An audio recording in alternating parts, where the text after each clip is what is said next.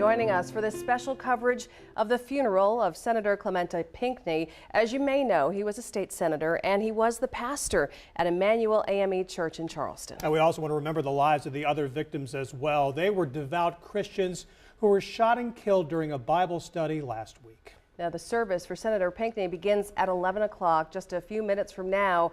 A processional begins at 11:45. There'll be music inside during this celebration of life. President Barack Obama will deliver his eulogy about 2 o'clock today. Mr. Obama, the First Lady, and the Vice President, of course, all knew Pinckney. We also are expecting Hillary Clinton, who changed her plans at the last minute. She will be attending. That's right. And Jim Clyburn telling the Associated Press that this may be the most consequential speech that President Obama has ever given. We also know that you're taking this live look from inside the TD Arena. And before we talk about some of the other guests, the lines of people waiting to get in. I believe the first people got in line at midnight last night. Long lines, 4 and 5 blocks long. There are only 1,800 seats that are available for the general public, and they of course have been encouraging people in Charleston that they know that everybody who wants to go cannot get in. All the local television stations there are showing this service today, and they're also having a number of churches in there. I believe about half a dozen who are actually showing a live view of this, a live presentation of it in their particular churches. Yeah, there's a lot of interest in being in this place, in this arena, to hear the president, to pay tribute to the life of this lawmaker, and to pay tribute to the situation that we find ourselves in South Carolina with a hateful crime that has taken the lives of what in the obituary for Senator Pinckney they said were saints that have gone to heaven. All right, our 7 on Your Side crews have been bringing you the very best stories all this week about the victims of the Charleston shooting. Let's bring in one of them right now. Our Gordon Dill has been live there working for us, getting you information, and Gordon joins us live now with the very latest. Gordon, good morning.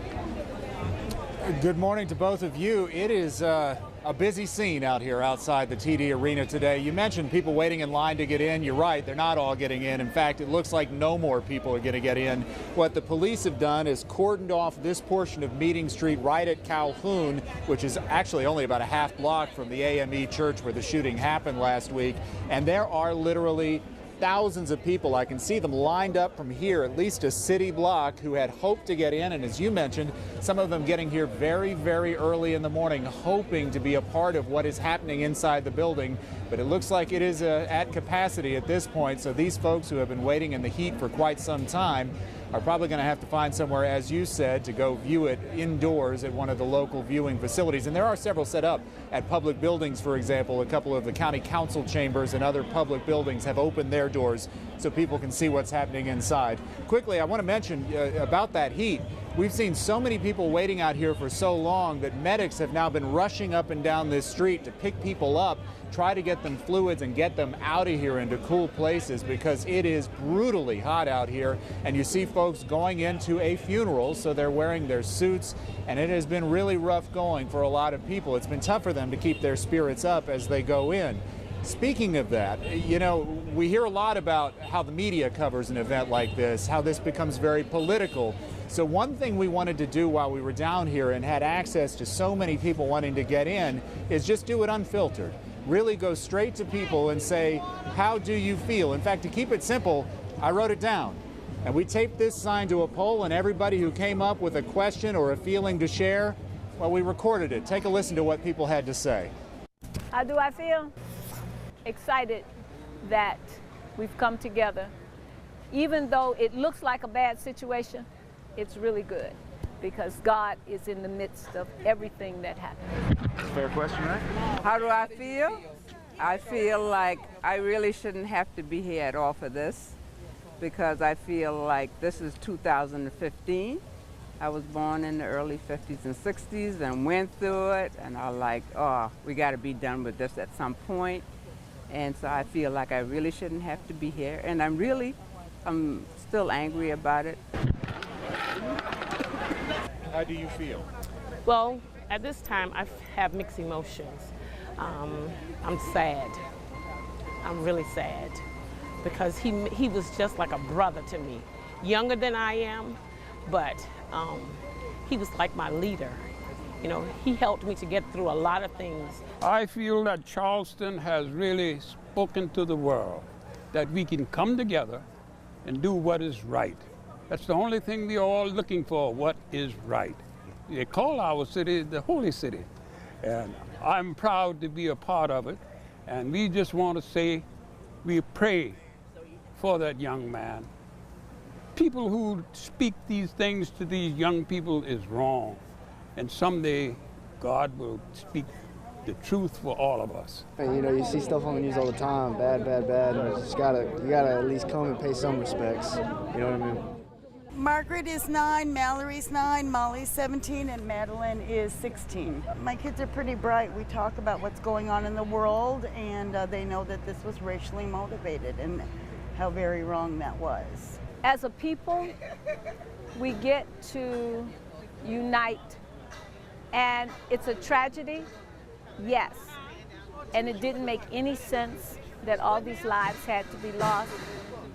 But I think Joseph put it best in Genesis when he said, "You meant it for evil, but God meant it for good." It's been mostly a good vibe for people here near the church, near the TD Center. People have gone out of their way to show a spirit of unity. It is not without problems. The city of Charleston has made it clear they are not looking for people who are coming here to make problems, but there has been controversy. In fact, just a block away from here is the park where there is a giant statue of John C. Calhoun. He was a United States Senator from South Carolina who died in 1950. I walked over there this morning and saw someone has pelted it with balloons filled with red paint. You can still see little flecks of that balloon on the statue there, and all the stains remain. Police have been prepared for that kind of vandalism and in fact have set hidden cameras up in trees near some of these monuments, and they're confident they are going to catch the people who have done the vandalism. But I have to say, that is a very, very small minority of what's going on here. This has been peaceful, it has been quiet, and really the only thing other than the quiet that we've heard is people singing gospel songs waiting to go inside. Amy and Fred? Gordon, thank you so much. Just like you did with the tree, you put up the "How do you feel?" question. We've done a similar thing on our Facebook page, Gordon. We're asking people to share their feelings online. And right now, I've got comments coming in from Simpsonville, Lawrence. Hundreds of you are now commenting on our Facebook page. That's the post right there. So if you want to go to WSBA's Facebook and share your thoughts, you can tell us where you're from and send a message to the family, not only to the Pinckney family, but to all of the victims. Many of you want to express your heartfelt condolences, and this is a wonderful place to do it. If you can't get to Charleston today, and if you can't be there in the room, this is a place that you can kind of express yourself right now. It's a great place. And you mentioned we want to hear the town, the city you're in, because we've been just amazed by the people who had no connection to Charleston, no connection to this church or the victims outside of a feel of the need to be there. We've heard people from Canada. We've heard people from Australia who were in this country and got to Charleston in this amount of time. So again, we encourage you to go to our Facebook page, and as Amy said, put your comments in there. We shall overcome. This is the kind of thing we have been seeing in Charleston. You just could listen to this for a really long time. Spontaneous outbursts of prayer, of singing, people as they stand in line, wanting to express themselves, wanting to keep the positivity, the unity going as they, again, get ready to celebrate the life of Senator Pinckney. That's true. We've actually even heard they've had drums playing on the streets outdoors there as we take another live look inside the TD Arena where this service will be held, and we believe the first parts of it will begin in the next few minutes as you take a look inside here. But those drums were playing this morning while we were doing our live reports. It was very obvious there. And of course, we've had a crew on the scene since 3:30 this morning, and when we got there that early hour, there had been folks that had already been there for a number of hours. Yeah, we also, of course, have so many people that are going to be speaking today. The senator's sisters going to be speaking, cousins, many members of the AME Church, very high members of the AME Church, so sort of the leadership will be here one after another speaking. So there's going to be a long list of amazing conversations on the stage as they celebrate Senator Pinckney. Let's go to Diane Lee. She has been there, I think, since about 3 o'clock in the morning, keeping track of things for us. She's joining us live now with what is happening with the people there. Diane. Well, Amy, it's amazing. I have been here since 3, and I thought I would be one of the first people here, but I got to speak with people who were at the front of that line trying to get into the TD Arena, and they had been here since midnight. 1,800 people were allowed in just now to the TD Arena, and you should have seen, I was down a couple blocks from here. There were so many people who had been turned away, all of them wanting and hoping to pay their respects and see the president speak today. The line for Senator Pinckney's funeral stretched 4 city blocks earlier this morning. Friends Crystal Brown Dultz and Lynn Harrison had been waiting at the front since midnight to pay respects and hear the president's eulogy. I think we all need some comfort, and I think he's going to provide some of that for us as we continue to heal. This has hit so close to home. I mean, it's happening nationwide, but it hit so close to home, and it's part of our community. And I just felt like I needed to be here to support the family. They didn't know Senator Pinckney, but Bridget Jones did. She was a classmate with him at Jasper County High School. He had that it factor. We knew that he was going to be something. He always loved politics. He always stood firm in what he believed in his faith. After standing for nearly 9 hours, people at the front of the line started moving. Security asked them to turn their cell phones off and leave bags behind. The Secret Service was checking any cars that were let in with bomb-sniffing dogs. The TD Arena is only a few blocks away from Emmanuel AME. That church has become a memorial since the shooting 9 days ago. For Jones, it's still hard to believe that her friend is being laid to rest. Today is still surreal, you know, but I have to look at him as though he was our Martin Luther King. And these people behind me are just the last few people to be let into the TD Arena. Police playing a big presence today. There were some folks who had skipped the line, and police saw that and asked them to go back. And I think, you know, that the dream today for a lot of folks is that out of this tragedy comes change. Live in Charleston, I'm Diane Lee. Back to you. Diane, thank you so much. Already inside the arena, the music is beginning. They are going to be having quite a celebration inside. The group is called Low Country Voices. It's a choral group. They're based out of North Charleston, and everyone says that they're just amazing when you hear them. So I think that's the music the family has selected for us to enjoy, and I think it's going to be really remarkable to see what happens here today. It's going to be something to unfold. Let's take you inside right now, the TD Arena in Charleston, where this funeral service will be held today, and that music has begun. And we will listen to some of the music as we get ready. They're going to have this music going on for about a half an hour, and then they'll get a tribute service underway, followed by the official funeral that will begin sometime after noon.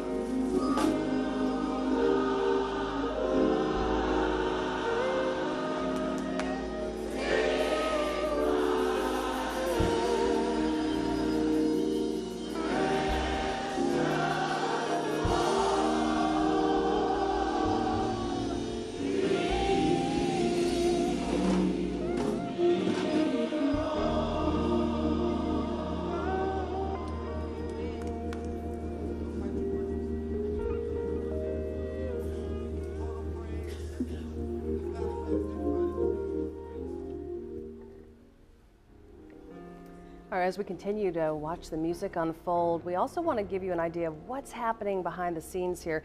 There is a massive amount of the leadership of the AME Church, and of course Mother Emanuel. It's called Mother Emanuel because it is the birthplace of the AME organization and one of the largest congregations south of Baltimore that we have seen this terrible, terrible event happen at. So we understand that there have been a lot of clergy members that have been just walking in. You know, you can imagine the crowd of them. This is kind of giving you a feel for the volume of clergy members that are coming to honor one of their own that it has fallen in a moment of hate in a Bible study.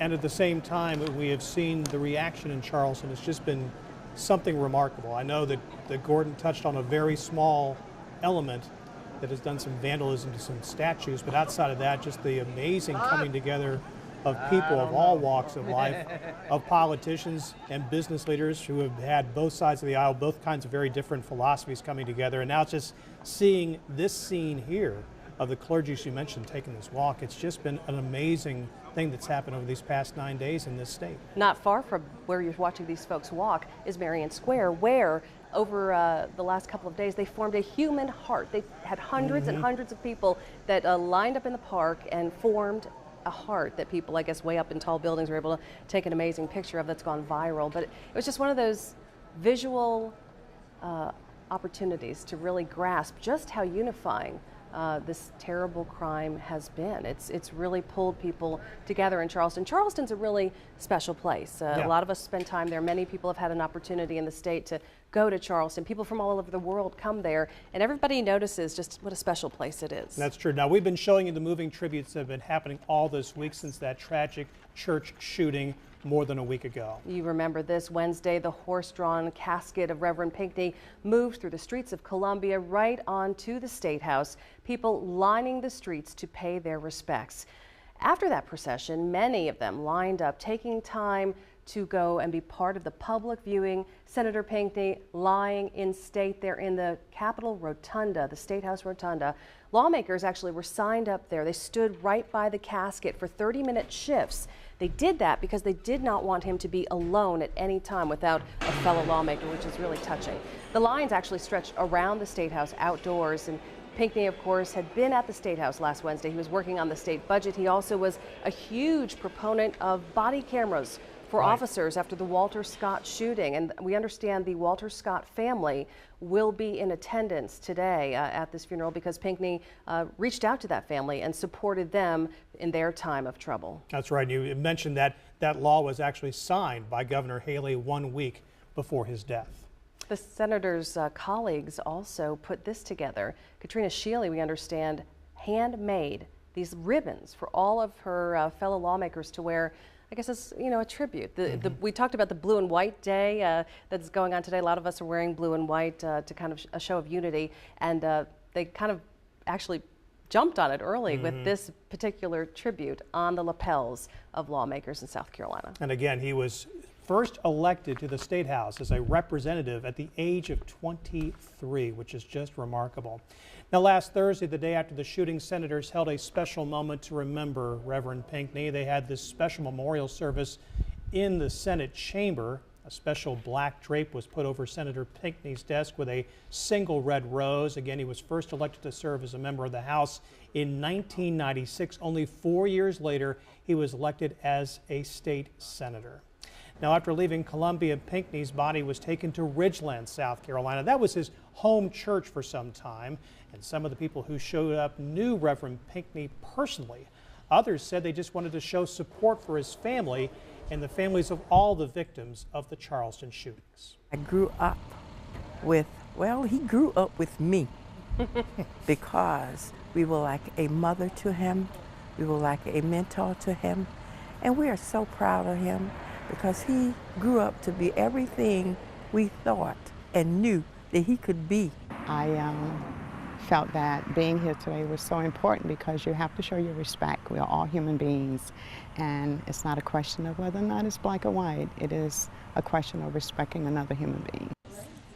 The pastor of his home church says Pinckney always came back when called on, and he'll be remembered for his kindness. He says Pinckney fought hard for the people of South Carolina, and hopes his work will go on from there. Looking at his biography of the Emmanuel AME Church, he first took to preaching at the age of 13 and received his first appointment to be a pastor at the age of 18. It's just amazing. Yeah, he felt the calling early in his life and answered it. One of the songs they're going to end with today is pretty powerful as well. At the close of this service, you're going to hear the song, "You've Got to Answer to Your Name." This is a man who kind of led a life that people are celebrating. He's answering for his name, and his name is good in the eyes of so many people. Yeah. Now, we've heard so much about the senator's booming voices. Lawmakers have talked about that extensively. Almost every lawmaker we spoke to has talked about that voice. And, you know, we've shown you so many pictures of him. We've heard so many words about him. But we haven't really had a chance to hear him in the course of a normal conversation. Maybe a quick comment from an interview from many years ago, perhaps, or recent years. But we wanted to get a sense of actually what he sounded like. The booming voice. A booming voice. We want to show you just a little bit of a speech he gave. It was a civil rights-oriented speech. He gave it in 2013, and just take a moment to listen. My name is Reverend Clemente Pinckney, and as of a couple of weeks ago, I'm in my 4th year of pastoring here at the church, and along with pastoring here at Mother Emanuel, since the year 2000, it's been my privilege to serve the people in South Carolina Senate District 45 in the state legislature. And again, that's what's a speech that he gave that's available on YouTube. A number of his speeches are available. That was on 2013. Diane Lee talked to someone in line today who knew him back when he was a church singer and said, and judging by that voice, he was remarkable. That's right. Now, inside the arena, you know, basically the people that are going to get in are pretty much in. The dignitaries, some of them like the President of the United States, are not there yet, but we'll keep you posted as Air Force One is scheduled to arrive at Joint Base Charleston about 12:55. The President will then head to the arena where he will deliver the widely anticipated eulogy for Senator Clemente Pinckney. It will be the second eulogy that the President has delivered this month. Sadly, that is the case. You may recall he gave the eulogy for Beau Biden, who was Vice President Joe Biden's son. The President and Reverend Pinckney actually met in 2008 when President Obama was making his first run for president. Vice President Joe Biden met Pinckney less than a year ago, I should say, at a South Carolina prayer breakfast. Ryan Noble shows us how Pinckney is being remembered. Mourners are saying goodbye to the former pastor of Charleston's Emmanuel African Methodist Episcopal Church today. Clemente Pinckney was one of 9 victims gunned down while attending a Bible study at the church more than a week ago. His cousin, Kent Williams, served alongside him in the South Carolina legislature. A tall man, giant in size, but had a heart of gold and just loved people. Friends who attended a viewing Thursday looked forward to progress as a result of Pinckney's death. It would be a nice legacy knowing that his death wasn't in vain, that actually his death actually sparked some good. Mourners lined up to pay their respects to the pastor ahead of today's funeral, remembering a man many now think of as a martyr. President Barack Obama will deliver the eulogy. Earlier this week, the president remembered the victims of the Emmanuel shooting. As Americans, we insist that nobody should be targeted because of who they are or what they look like, who they love, how they worship. We stand united against these hateful acts. 2 other victims of the shooting were laid to rest earlier in the week. Crowds attended the funerals of Ethel Lance and Sharonda Coleman Singleton Thursday. And for Reverend Pinckney, he's remembered as a champion for those he served. He believed in improving the quality of life for mankind as a whole, but especially the poor.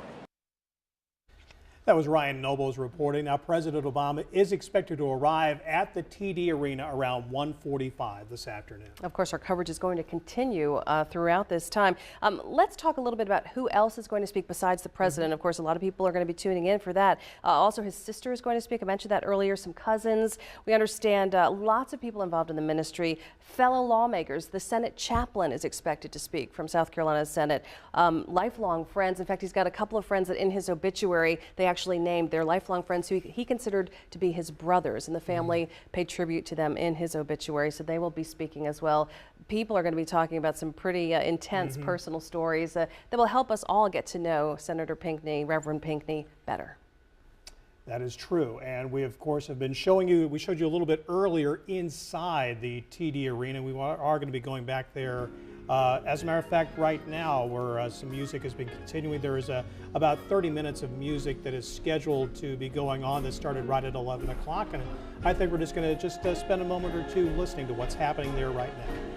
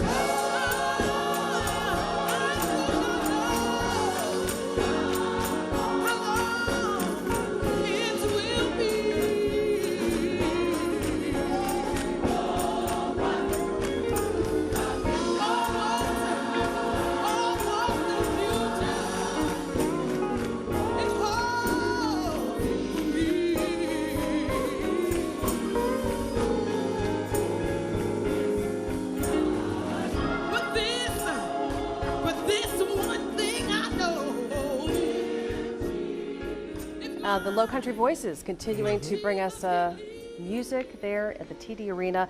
Just learned from someone I have inside the facility right now that Al Sharpton has arrived. He was part of some of the other victim funerals that took place yesterday. As you know, we had some of the other Emmanuel 9 that were buried just yesterday, and Al Sharpton spoke, as well as Jesse Jackson at one of those funerals.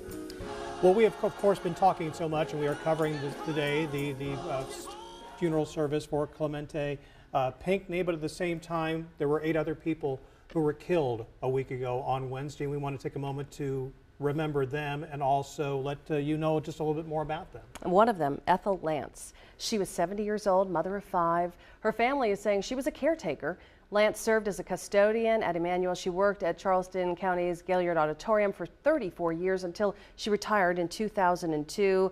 Everyone said she was really enjoying retirement. Her family says that she always took her grandchildren to gospel performances at the auditorium when she had a night off. Lance's funeral was the first for the church shooting victims. This is the service that took place yesterday. You can see the celebration of life. The Reverend Jesse Jackson, Charleston Mayor Joe Riley, Governor Nikki Haley, Senator Mark Sanford were all there at that burial. And at the burial, we understand they released 9 doves yesterday, which was beautiful.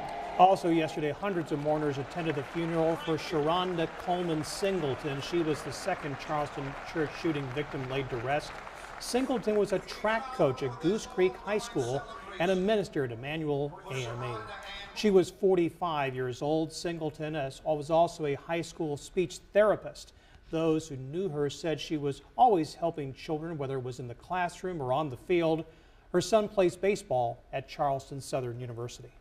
54-year-old Cynthia Hurd's funeral will take place tomorrow. She worked for the Charleston County Library System. She was a branch manager. I've actually had people in the upstate tell me they actually worked with her on some things, so that a lot of people around here actually know her.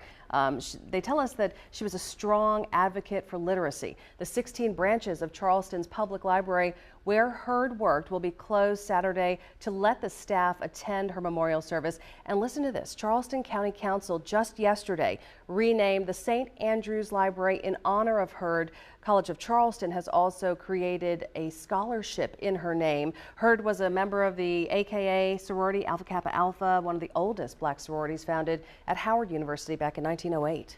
26-year-old Tywanza Sanders had recently earned his business administration degree from Allen University. That's the same university that Senator Pinckney attended.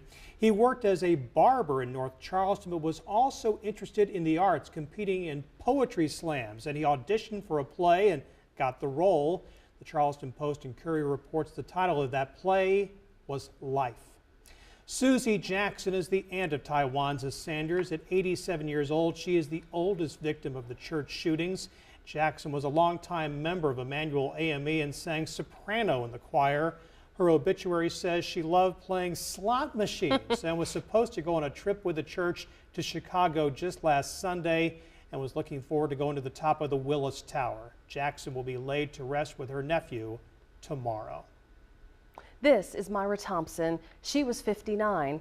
She was leading the Bible study Wednesday when the terrible attack happened. The Post and Courier says Thompson and her pastor, Reverend Pinckney, both shared a passion for restoring the historic Emmanuel AME building. She was a mother and a wife of a pastor. Thompson got her license to minister just hours before she was killed Wednesday. They say she just really wanted to stay for that Bible study. She kind of encouraged everyone, let's do this, let's stay, and they did. And then they went to heaven. DePayne Middleton Doctor was an employee at Southern Wesleyan University in Central. She worked as an admissions coordinator. The school has offered scholarships to all 4 of her children.